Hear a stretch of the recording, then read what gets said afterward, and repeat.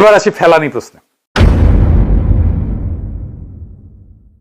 বিবিসির সাথে সাক্ষাৎকারে তো অনেক বোমবাস্টিং কথা বলছিল, 2 মাসে বেশি সময় কাটে গেছে না। এই পুরো সময়কালে তারেক রহমান কতবার জনসম্মুখে ফেলানি শব্দটা উচ্চারণ করছে? একবারও না। এমনকি সীমান্ত হত্যা হইলেও সে কিছু বলে নাই, ফেলানির নাম মুখে আনেনি। যে ফেলানির নাম তার নির্বাচনী প্রচারণার কেন্দ্রে ছিল, তার ইমেজ বিল্ডিং এর কেন্দ্রে ছিল, সে ক্ষমতায় এসে আর উচ্চারণ করলো না। সীমান্ত হত্যা নিয়ে কোনো জনসম্মুখে বিবৃতি দিচ্ছেন না।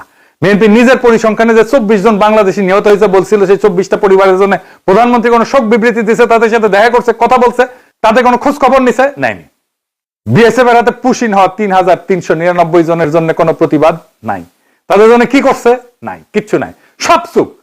সেই মানুষ, একই মানুষ যে বলছিল আর একটা ফেলানি ঝুলতে দেখতে চাই না, তার কণ্ঠস্বর এখন কোথায়? কি এখন মুখটা বন্ধ কেন? বলেন তো কি বলছিলেন? আপনার মুখটা এখন বন্ধ কেন? বলেন তো কি বলছিলেন এতক্ষণ ধরে? মুখটা বন্ধ কেন এখন? দেশ কোথায়? গোপালী। আর একটা প্রতিশ্রুতি ছিল তিস্তা জাতিসংঘে যাবে, এটাও তারেক রহমান নিজে বলছিল ফেব্রুয়ারি 2025-এ। শুধু তাই না, তিস্তা কথা বলছে খলিলুর রহমান।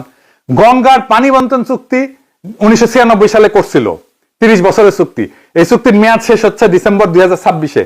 8 মাস পরে, এই ডিসেম্বরে গঙ্গা চুক্তির নবায়ন নিয়ে কোনো কথা বলছে? না, বলেনি। তিস্তা মাস্টার প্ল্যান নাকি করবে, ইন্ডিয়া বাগড়া দিছে, তিস্তা মাস্টার প্ল্যানের কথা বলছে? না, বলেনি। জাতিসংঘের কথা তুলছে? না, বলে। প্যানির ন্যায্য হিস্যার কথা বলছে? না, তোলেনি। যা যা তোলা সম্ভব ছিল কিছুই তোলা হইলো না। আপনার হাতে 5টা তাস আছে, আপনি একটাও টেবিলে রাখলেন না। এর মানে 2টার একটা, হয় আপনি খেলতে জানেন না, না হয় আপনি খেলতে চাইতেছেন না। প্রথমটা অজ্ঞতা, দ্বিতীয়টা আজ্ঞাবহতা।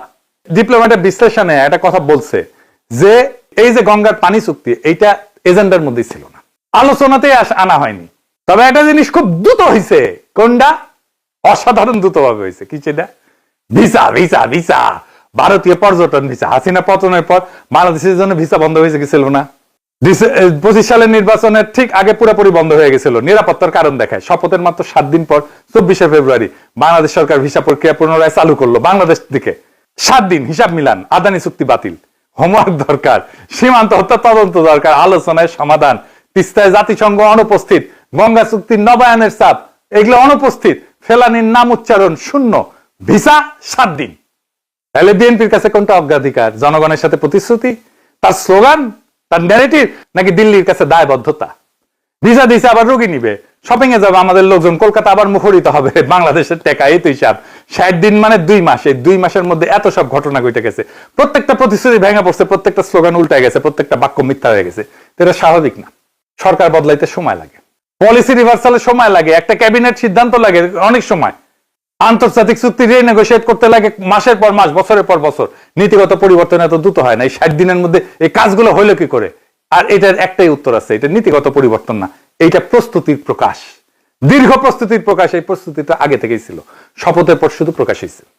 কিভাবে? ইন্ডিয়ার একটা কৌশল আছে, সেই কৌশল দশকের পর দশক ধরে কাজ করছে। এই কৌশল বুঝতে হলে আপনাদের একজন মানুষের নাম জানতে হবে। নাম কি? শিশির বাজোরিয়া।